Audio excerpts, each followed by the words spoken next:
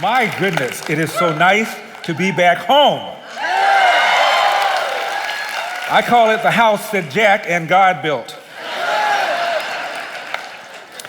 You know, when I was running, I had a two-step plan to save California. Keep the illegal aliens, deport the Democrats.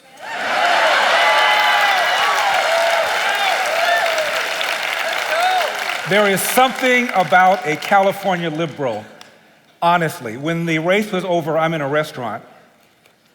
Got there to have dinner with a buddy of mine. I got there early. So I'm sitting there by myself, and these two ladies at the table next to me, I guess they started feeling sorry for myself, so they started talking to me. Turns out they're 85 years old, Jewish. One of them called herself a human rights activist. And so we're talking, and finally one of them says, "Wait a minute. I know who you are. You're that guy that ran for governor." And she smiled and she said, "Guess who I voted for?" I said, "You didn't vote for me." She said, "Well, how do you know?" I said, "Let's see. We're at a restaurant in West LA. You're both Jewish. You're a human rights activist. Colombo could put that together." And she said, "You're right. I didn't vote for you." I said, "Let me ask you something. How do you feel about the crime?" She said, "It's outrageous." Talked about a friend she had that recently had been attacked. You know, crime up in LA over the last couple of years, 40% increase in homicides and shootings. And these smash and grabs, these people now following wealthy people when they leave with their up-in cars, taking jewelry. Crime up dramatically. You know what's down? Arrests. Because the police are demoralized. They've been accused falsely of systemic racism, so cops are pulling back all over. Chicago, LA, Philadelphia, you name the city, they're pulling back because of this lie, and it is a lie. And I said, "Are you aware that the police kill more unarmed white people every year than unarmed blacks?" They had no idea. There was a magazine called policemagazine.com. They talked about a survey. They asked very liberal people, self-described, and liberal people self-described, how many people, unarmed black men, did the police kill in 2019? Half of the self-described very liberal people thought the police killed 1,000 unarmed black men in 2019. 8% thought the police killed 10,000 unarmed black men in 2019. 39% of the self-described liberals thought the police killed 1,000 unarmed black men in 2019, and 5% thought they killed 10,000 unarmed black men in 2019. The answer, according to the Washington Post database, 12. Just a bit outside. Now, I would be out in the streets throwing bricks if I thought the police killed 10,000 unarmed black men in 2019. That is how ill-informed they are. Completely ignorant of the facts. I asked them, "How do you feel about the homeless problem?" And the human rights activist said, "I think that once we have enough money to build low-cost housing," she said, "and we do, and once we have enough money to provide counseling, mental illness counseling, alcoholism counseling, drug counseling, they should be removed from the streets because we taxpayers had paid for them." I said, "Wow." I said the same thing when I ran. I was called harsh.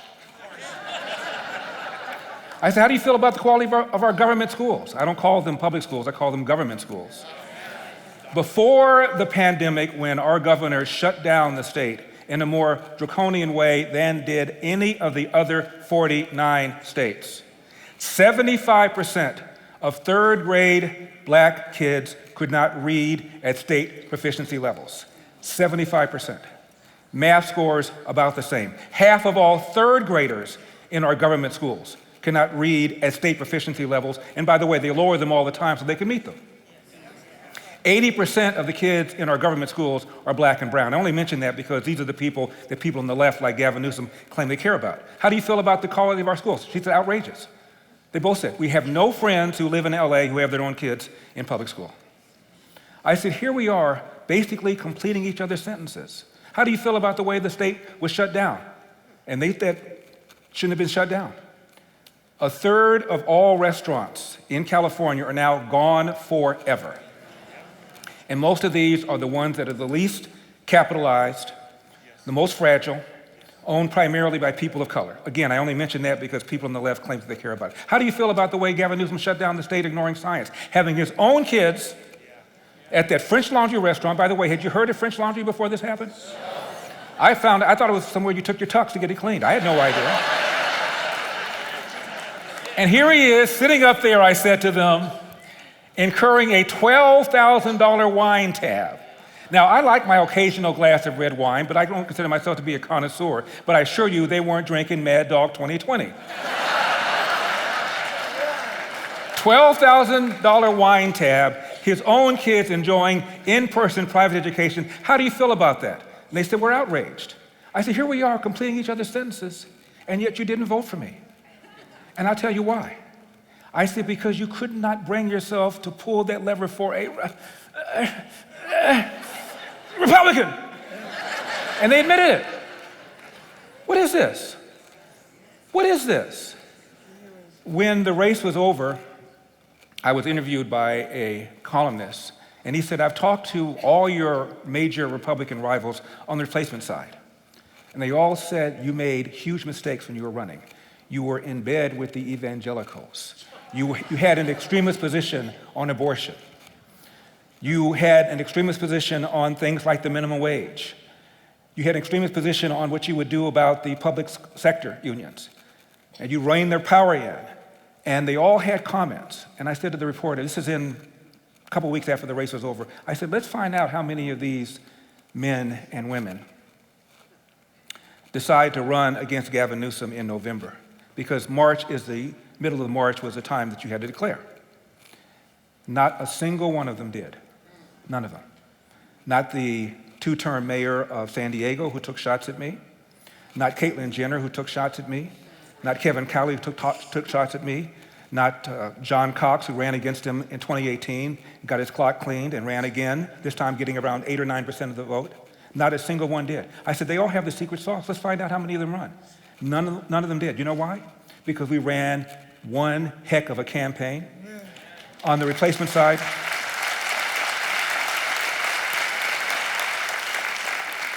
as you know, it was a two-step deal. 50% plus one had to vote to recall Gavin Newsom.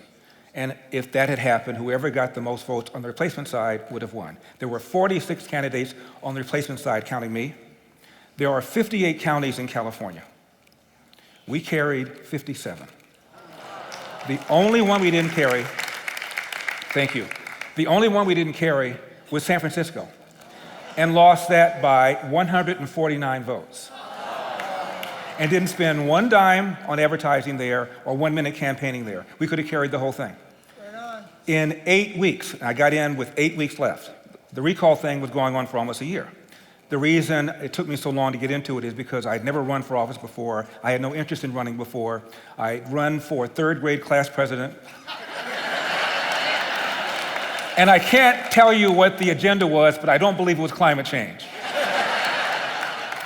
And Pastor Jack approached me to run, Gina Gleason approached me to run, Jenny Sand, who a local activist, approached me to run, Dennis Prager did, my close friend named Lionel Chetwynd, who became the campaign chairman, all asked me to run. So it was a long time before I decided to do it. And at some point I said, if not you, who? If not now, when? And I was in it to win it.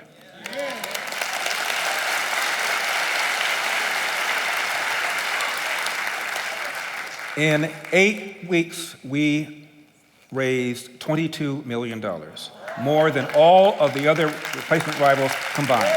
Thanks to you.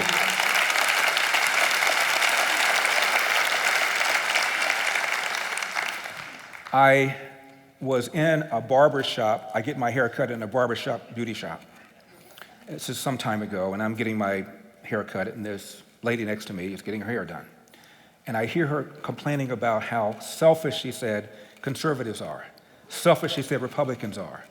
She didn't know who I was, or maybe she did and didn't care, I don't know. And I said, excuse me, I hear you saying how selfish conservatives are. Let me ask you a question. Who is more generous with their time and with their money? Liberals or conservatives? She said, liberals are. I said, actually, it's been studied. There's a book called Who Really Cares, written by a man named Arthur C. Brooks. He was a public policy professor at Syracuse, and he wasn't particularly conservative. He wasn't raised in a political family, but he was going to do a paper, and he was surprised nobody had done a scientific study on who was more generous, liberals or conservatives. And he said it wasn't even close. Conservatives gave way more money to charity and to churches and donated way more of their time to charity and churches. And then she said, well, that's because conservatives have more money than liberals. I said, actually, that's been studied too. And the average liberal household is wealthier than the average conservative household. She changed the subject. A few minutes later, another one walks in. And just for the optics, this woman was white, the one who walked in was black. I said, excuse me, this young lady and I are having a conversation. I want to get your opinion about something. I said, who is more generous with their time or with their money, conservatives or liberals? She said, liberals. I said, well, actually, it's been studied, and I gave her the number. And she said, well, that's because conservatives have more money. I said, actually, that's been studied too. She changed the subject. My point is, so much ignorance is driving so much of that anger. I'm at a party. A buddy of mine is having his 60th birthday party some years ago, Vietnam vet, and I'm assuming everybody there thinks the way we think. And I hear a lady complain that, quote, rich people don't pay anything in taxes. I thought she was joking, but she said it again. I said, excuse me, I'm part of the so-called rich. You want to see my 1040? I got it in the car. She said, no, I'm good. I said, let me ask you something. What percentage of all federal taxes do you think is paid by the top 1%? Since you think they don't pay any taxes, what percentage of all federal income taxes do you think are paid by the top 1%? She said, I heard you. Don't you steal my thunder. Security.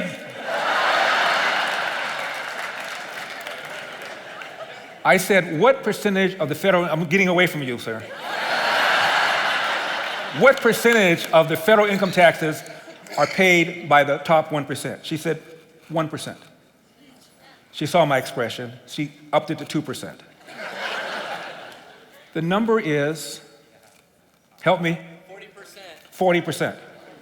The top 1% pay 40% of the federal income taxes while taking in between 15 and 20% of the nation's income. If anything, the rich are overtaxed. Now, if you don't believe the rich are paying anything in taxes, it's quite logical for you to say, as Joe Biden has said over and over and over again, rich people don't pay their fair share in taxes. It's a lie, but if you are ill-informed, you're going to buy it. And that is what's driving so much of this anger on the part of the left. It's absolutely incredible. I've just read a poll, it was taken in 2016. The number one reason likely voters dislike Donald Trump is that they believe he, quote, mocked a handicapped reporter. I have a very close friend, I should say had a very close friend, whom I've known for over 40 years. My older brother, my late older brother, Kirk, was my best friend, but I chose this man over my own brother to be best man at my wedding when I was married years ago. That's how close this guy and I are. He has a son with special needs. Despises Donald Trump because he believes that Donald Trump mocked a handicapped reporter. You know the story. When Trump first became president, and of course, everything Trump says, they check. And Donald Trump said that on 9/11, when the towers fell, there were some people who were cheering it. Well, they scoured newspapers and couldn't find anybody who said that. And Donald Trump produced an article written by a reporter from the New York Times, who in fact wrote that on 9/11, there were some Muslims who were on top of apartment buildings who were cheering the fall of the Twin Towers. Okay? So they go to the reporter, who has since gone to the Washington Post, and they said, did you write this story? And the reporter went, well, and Donald Trump said that reporter went, well, I'm not sure, I don't know, I might change my mind. And therefore, Donald Trump was, quote, mocking a handicapped reporter. Now, the reporter does have a disability. He has an atrophied arm. He doesn't go like this. Donald Trump uses that same gesture to mock himself, to mock an able-bodied general, to mock another able-bodied person. There's a website called Catholics for Trump. It's still up there, and you can see video when Trump has done this over his life. It is a lie. He never mocked the handicapped reporter. What he mocked was what he thought was the reporter's cowardice on not sticking to his story. So I wrote my friend a 3-page letter, including a link to Catholics for Trump, and sent it to him. And I discovered something. My friend, by the way, is brilliant. Who do you know who got a perfect score on his SAT? I certainly didn't. Who do you know who got a perfect score on his LSAT for law school? I certainly didn't. He did. That's how smart this man is. And it didn't matter. And I learned something. He did not want to unhate Donald Trump. So it didn't matter. This business about Donald Trump in Charlottesville saying that there were good Nazis and bad Nazis on both sides, that is now the top reason that likely voters don't like Donald Trump. It is also a lie. Donald Trump was talking about good people and bad people on both sides of the debate as to whether or not there should be a Confederate monument in Public Square. Even Jake Tapper of CNN, who has a daily show, weeks after this, went back, looked at the tape, and said, you know, Donald Trump was talking about the debate over whether or not there should be a Confederate monument in Public Square. He was not saying there were good Nazis and bad Nazis on both sides. There's another Weekend anchor named Michael Schmerkanish, who weeks later said the same thing on his radio show. Somebody called up and said, no, you're wrong. And he said, I went back, I looked at the film, and you're right, I was wrong. After Jake Tapper on CNN said this, Joe Biden was on CNN, maybe a week or two later, and said it again. And nobody on CNN said a word. Nobody said, well, you know, I got my colleague, Jake Tapper, he's down the hall, and he just said it's not true. And I've seen it said over and over and over again. Joe Biden was just in Brussels. Said it again. Well, the reason I got into the race is because Donald Trump, the guy who said both good Nazis and bad Nazis, he was lying. And yet much of the country believes this. My long way of saying much of the left is driven by complete and total willful ignorance. Absolute, total, willful ignorance. 86% of black people call Donald Trump a racist. 83% of all Democrats call him a racist. This is a man who presided over the best economy ever for blacks, lowest unemployment rate ever for blacks, for Hispanics, for Asian Americans. He did real prison reform, where by the time he left office, up to 5,000 to 6,000, mostly black men, had their long sentences reconsidered, the average sentence reduced by 70 months.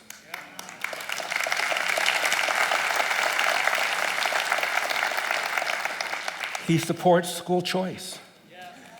The majority of black and brown parents living in the inner city support school choice. You know who doesn't? Democrats and teachers union. He secured the borders in a way more secure than anybody has seen in decades. Now,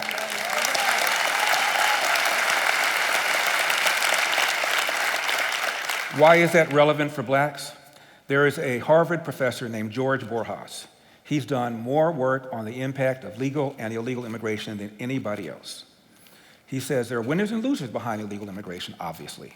The winners are people that hire them with lower wages. The losers, he said, are primarily black and brown workers living in the inner city with high school or less, because most of the illegal aliens don't even have high school. And they have to compete against them for jobs, and they put downward pressure on their wages to the tune of almost $2,000 per year. So black and brown people living in the inner city disproportionately benefit from secure borders, and Donald Trump made the border secure.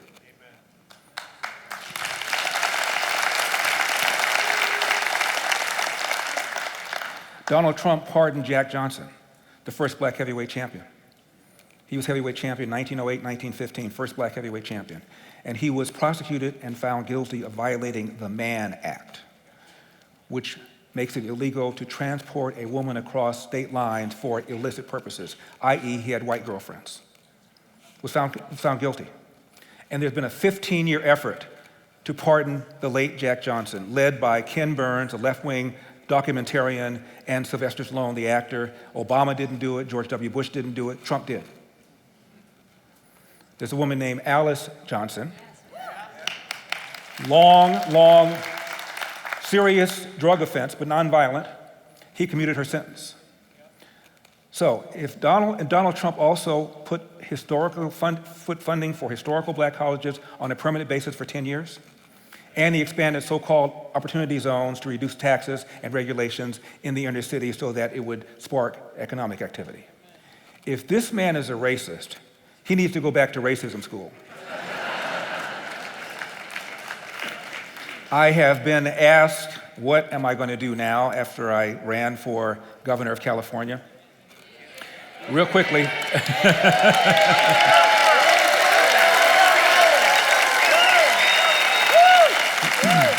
Well, I enjoyed running a lot more than I thought I would, and I missed radio a lot less than I thought I would. I formed a political action committee called Elder for America, and we're going to do a number of things.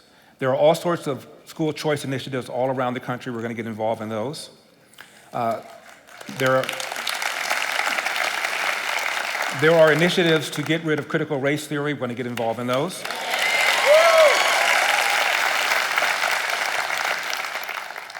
There are a bunch of soft on crime DAs who need to be recalled,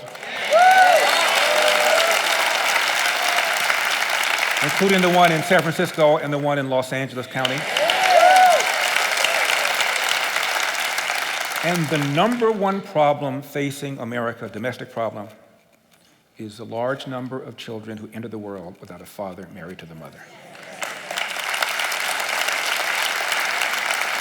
And there are all sorts of initiatives around the country to strengthen fathers, strengthen families. That's what we're going to get involved in.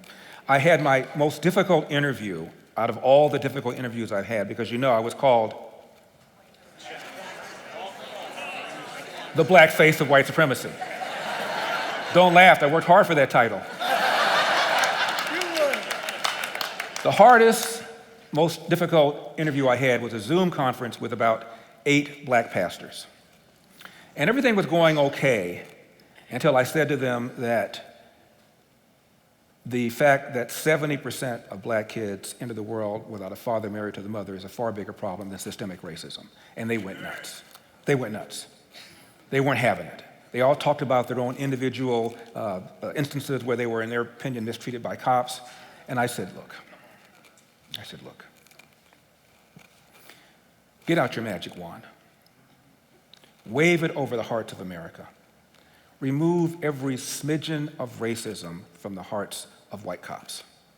Now every cop thinks like Mother Teresa. I said, do we still have the phenomenon where 70% of black kids enter the world without a father married to the mother? And forget about elder. Barack Obama once said, a kid raised without a father is 5 times more likely to be poor and commit crime, 9 times more likely to drop out of school, and 20 times more likely to end up in jail. Do we still have that phenomenon? Do we still have the phenomenon, I said to them, where out of 13% of the population, 50% of the homicide victims in America are black, almost all killed by another black person? Do we still have the phenomenon where the number one cause of preventable death for young white men is accidents, like car accidents or drownings, whereas the number one cause of preventable death for young black men is homicide? Again, almost always at the hands of another young black man. Do we still have the phenomenon where a young black man is 8 times more likely to be murdered than a young white man? I said, if the answer to those series of questions is yes, I submit to you that systemic racism is not the problem, and critical race theory and reparations are not the answer.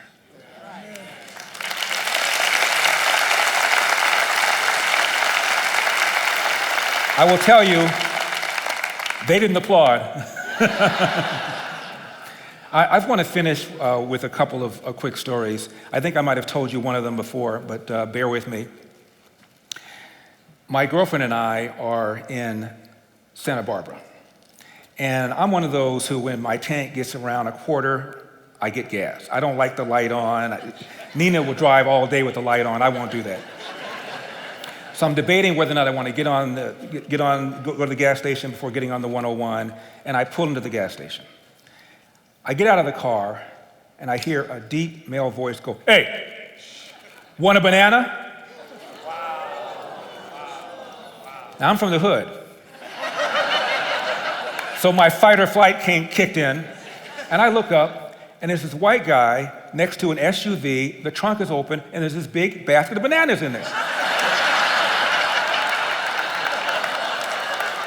And he's not talking to me. He's talking to a white homeless guy who's digging through the trash. So I said to the guy in the SUV, I said, hey, I thought you were talking to me. I was about ready to accuse you of systemic racism. I said, I still may accuse you of systemic racism. How come the only guy you offered the banana to is that homeless guy over there? Homeless guy starts laughing. He said, you're a funny guy, you're a funny guy. I said, I'm here all week. 2-drink minimum, throw something in the tip jar. I get in the car, I said, Nina, did I just ask a homeless guy to get drunk and leave me a gratuity? I'm going to burn in hell.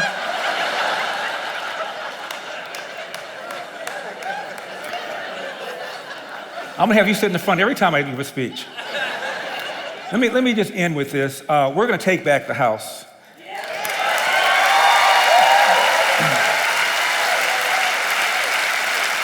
And we're gonna take back the Senate.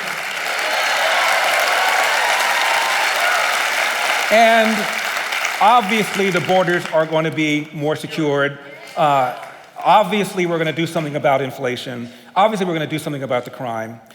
But that's the low-hanging fruit. Government is still getting bigger and bigger and bigger and more intrusive, and both sides are complicit. When's the last time you heard any Republican say that we ought to repeal Obamacare? Never.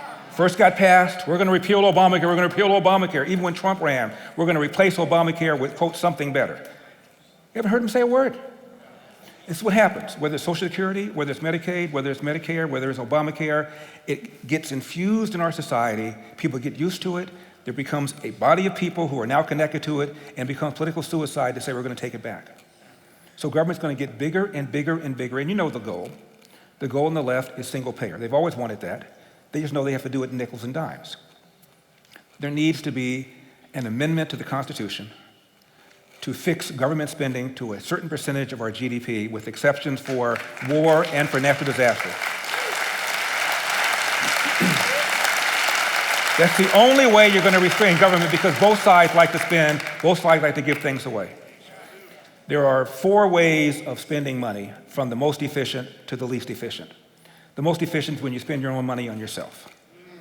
Next is when you're spending your money on somebody you care about. That's when you're spending on your wife or your daughter or your son. Third is when somebody is spending money on you, as when you have a boss with an expense account. If you go crazy, you'll get fired. The least efficient, the most wasteful, is spending somebody else's money on somebody else. And that's what both parties do. So we need an amendment to restrict government spending to a certain percentage of our GDP, and that way, only then can government get down to the size it ought to be.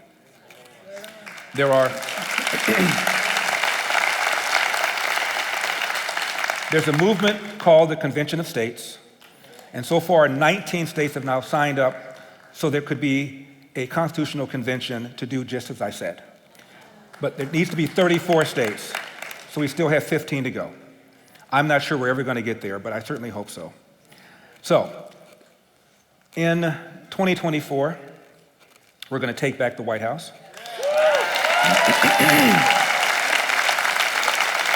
I'm not sure who the president is going to be. My suspicion is that Donald Trump is going to run. And if Donald Trump runs, he will get the nomination.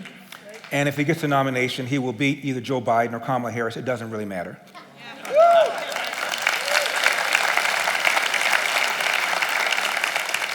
So I have a dream. The 3rd week of January, 2025. Old Marine, gnarled up, 2 hearing aids, cane, goes up to the guard post at the White House. And he says, I'd like to speak to President Joe Biden. And the guard said, I'm sorry, sir. We've had an election. There's a new president. His name is President Donald Trump. Next day, the Marine ambles up to the same guard and says, sir, I'd like to speak to President Joe Biden. Now the security guard's thinking maybe the guy saw the 2 hearing aids, maybe he can't really hear. He says, I'm sorry, sir, we have a new president. His name is President Donald J. Trump. Marine leaves. 3rd day, same Marine, same guard. Sir, I'd like to speak to President Joe Biden. Security guard now sees the man probably has dementia. I mean, after all, he's really old, hearing aids. He says, "Sir, Joe Biden is no longer president. We have a new president. His name is President Donald J. Trump." Marine said, "Oh, I know. I just love hearing you say it." Thank you so much for having me. May God bless you. May God continue to bless the United States of America.